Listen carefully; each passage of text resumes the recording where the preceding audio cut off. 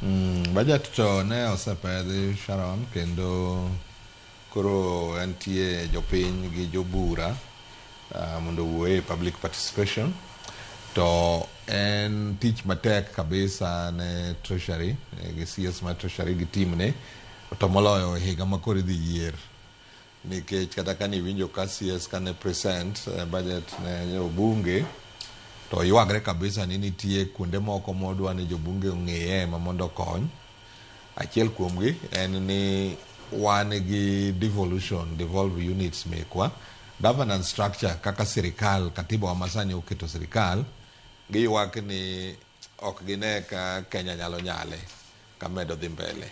Koro en gima ji siko wacho to onge ng'ama nigi chir mar time gimoro. Wang'eny gi MPs, wan gi MCAs, wan gi directors, dabal kata mane kor gweng' kucha. Gik magitimo samoro inyalo penji koda bende diduoke gi chien matin. Koro apani mane ywak, but koro globally bet gi budget ma wantie gi deficit mar 1.1 ma en apani en mana atamalo abich gi wiye, abich kuom apar gi wiye, abich kuom 100, 5.5% thereabouts.